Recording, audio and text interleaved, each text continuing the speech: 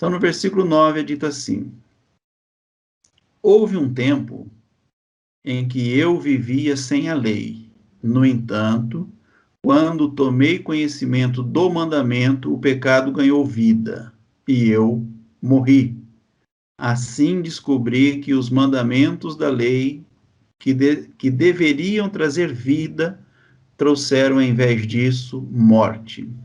Aqui eles vão dizer que é o apóstolo Paulo que está falando a respeito dele mesmo, nesse versículo 9. Mas eu gostaria que os irmãos meditassem, porque o apóstolo Paulo, como é sabido, irmãos, ele nunca viveu período algum fora da lei, tá? Ele nunca viveu fora da lei.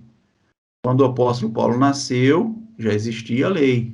E quando ele morreu, ainda existia a lei. Então, o tempo todo de vida do apóstolo Paulo foi dentro da lei.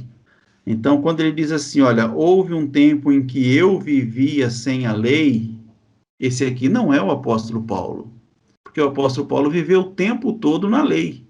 Se você pegar a época que nasceu o apóstolo Paulo e a época que ele morreu, você vai ver que ele viveu totalmente dentro do período da lei. Então, esse homem aqui revelado pelo apóstolo Paulo não é o apóstolo Paulo. Esse homem aqui é aquilo que eu trato com os irmãos já há muito tempo, é o homem coletivo. Então ele diz assim, ó, houve um tempo em que eu vivia sem a lei. Em que tempo que esse homem viveu sem a lei? Ele viveu sem a lei de Adão até Moisés. E não era o apóstolo Paulo, era o homem coletivo, era o homem universal. Esse homem, ele existe, irmãos, esse homem coletivo. É o homem que Deus trata com ele. Esse homem coletivo que a religião não conhece, não reconhece, ele está aqui na história. Aqui a Bíblia fala dele, ele está sendo revelado aqui na história. Então, esse homem coletivo, ele aparece aqui agora na pregação do apóstolo Paulo, que é dito dele o quê? Que esse homem ele viveu um tempo sem a lei, como diz aqui no versículo 9. Aí ele fala assim que esse homem coletivo, ele cita assim, olha, eu vivia sem a lei, mas no entanto, quando eu tomei conhecimento do mandamento, quando a lei veio até mim e eu tomei conhecimento do mandamento da lei, o pecado ganhou vida, porque o pecado não tinha vida no homem coletivo, mas ele ganhou vida quando ele conhece a lei, quando a lei revela dentro desse homem coletivo como que é o coração, como que é o interior desse homem coletivo, o pecado ganha força, o pecado ganha vida, o pecado então começa a viver por si só, o pecado começa agora a agir dentro desse homem coletivo de maneira a escravizar o homem coletivo por causa daquilo que ele é, daquilo que o pecado é. E ele diz assim, então, no entanto, quando eu tomei conhecimento do mandamento, o pecado ganhou vida, e o que aconteceu com o homem coletivo? E eu morri. Então, se o apóstolo Paulo estivesse falando disso aqui, irmãos, ele teria que ter morrido. Quando ele conheceu a lei, ele teria que ter morrido. Mas o apóstolo Paulo não viveu sem lei em época alguma. Todo o tempo ele viveu na lei. Mas aqui é dito que o homem coletivo ele morreu quando ele ganhou o conhecimento da lei. Esse homem agora coletivo, estando morto, ele precisava ressuscitar para ter vida novamente. Ele precisaria da ressurreição para ter vida novamente. Porque agora o homem coletivo se encontra morto. Aí ele diz assim, olha, assim descobri que os mandamentos da lei que serviam, ou que deveriam trazer vida, os mandamentos da lei que deveriam trazer vida, eles trouxeram, em vez disso, morte, e não trouxeram vida. Então, aquilo que a lei veio para fazer, irmãos, qual era a função da lei, ela estava cumprindo muito bem, que era revelar a morte para esse homem coletivo, para essas pessoas.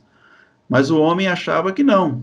O homem, ele entendia o tempo todo que isso era para trazer vida, que a lei era para trazer vida, mas na verdade ela só trouxe a morte. Então é dito assim no versículo 11: o pecado se aproveitou desses mandamentos.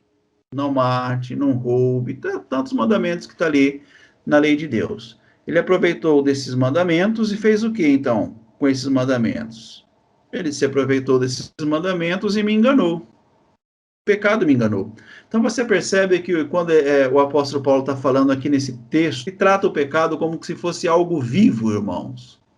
Algo existente e que tinha uma ação própria, uma coordenação e uma ação própria, o pecado tinha. É mostrado aqui uma ação própria. Ele diz que o pecado toma a ocasião do mandamento, né? Ele aproveita o mandamento, ele engana, né? Ele mata. Então, tudo isso é a ação do pecado. O pecado que é mostrado aqui como algo vivo. E se é algo vivo, que tem vida, então ele tem que ser dentro do homem, tem que ser orgânico. Não é algo inanimado, algo fora, igual as pessoas pensam e entendem Deus, fora desse homem. O pecado se aproveitou desses mandamentos e me enganou, e fez uso deles para me matar. Então o pecado faz uso dos mandamentos e mata esse homem coletivo. Esse homem coletivo agora, na história, ele é visto como um ser morto, um ser inanimado. E ele está morto por quê? Porque o pecado ganha vida. O que isso na prática representa para nós, irmãos? É isso que a gente tem mostrado para os irmãos no Evangelho Orgânico desde o princípio. Isso aqui é a mesma dicotomia que nós encontramos ali em Caim e Abel. O pecado é representado por Caim, que mata o Abel. O Abel é representado aqui como ser espiritual, que o pecado mata ele. Tá? O espírito morto, espírito inativo no homem agora coletivo. Esse homem agora, ele vive na prática do erro, ele vive no espírito do erro, porque esse espírito do erro comanda esse homem, ele domina esse homem, ele domina as atividades desse homem, ele domina os desejos desse homem, ele ganha a alma do homem. Então o homem vive como morto. O homem agora ele é escravo desse pecado, ele é escravo dos desejos, das vontades, ele é escravo do conhecimento do bem e do mal. Ele agora dirige, né? O pecado dirige a vida desse homem com o medo do certo e do errado, do medo de errar, o medo, com o orgulho do acertar e o medo do errar. É isso que é esse comando, né, do pecado na vida desse homem coletivo. Esse homem coletivo que agora está afastado de Deus, está longe de Deus, não entende mais Deus pela árvore da vida, perdeu contato com Deus e agora ele vive como morto diante da ação desse pecado nele. Isso, porém, só demonstra que a lei em si é santa. E santos, justos e bons são seus mandamentos. Não tem problema com a lei, nenhuma. Toda lei é santa, os mandamentos são santos, são bons e são justos. Mas então, onde que o homem encontra problema, então, aqui? Por que o homem morreu? Porque dentro do homem já estava esse espírito da morte. Isso aqui sempre esteve dentro do homem, que é o fato do homem começar a decidir por si só e viver dessas decisões. Então, quando o homem ele deixa a vontade de Deus, ele deixa ali os cuidados de Deus para ele mesmo dirigir a sua vida, ele entra pelo estado de morte. Ele entra, então, por essa natureza, né, pecaminosa que comanda agora esse homem. Versículo de número 13 é dito assim: mas, então, a lei que é boa foi responsável por minha morte. A lei que é boa, ela que me matou, ela foi responsável pela minha morte. Aí o próprio apóstolo, ele responde, claro que não, a lei não matou você. Por que a lei não matou você? Porque eu disse para os irmãos que a lei só mostrou a morte dentro de você. A lei só revelou para você o que já estava lá. Que era esse comando da morte, esse espírito da morte, esse reino de trevas que estava dentro do homem. A lei só serviu de espelho para mostrar para o homem o quanto o homem era pecaminoso. A lei não trouxe o pecado, ela só mostrou o pecado. O pecado usou o que era bom para me condenar à morte. Vemos com isso como o pecado é terrível, usando os bons mandamentos de Deus para seus próprios fins perversos.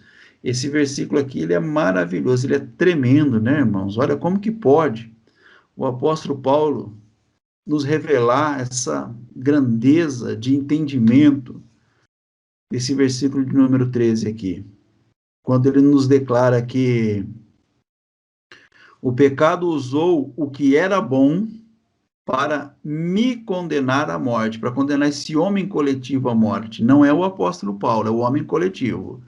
Aí ele diz assim, ó, vemos com isso como o pecado é terrível, usando os bons mandamentos de Deus para seus próprios fins. Como que algo, irmãos, pode usar um mandamento para os seus próprios fins? Então, esse pecado ele é inteligente, esse pecado pensa, esse pecado raciocina, esse pecado não é algo inanimado, esse pecado é vivo, entendeu? Ele é vivo, ele está vivo o pecado, a ponto dele usar a lei de Deus para os seus próprios fins. Então, nota que o pecado ele tem vida, está na vida o pecado, ele vive, o pecado vive. Porque esse pecado, ele desperta esses interesses no homem coletivo, o interesse dele mesmo.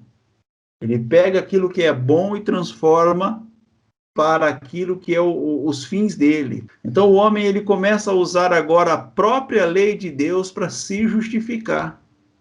Você não vê que quando Cristo está no deserto, é dito que o diabo fala para ele, olha, se tu és o filho de Deus, transforma essas pedras em pães. Aí Jesus ele fala assim, ó, está escrito que não só de pão vive o homem, mas de toda palavra que vem da boca de Deus.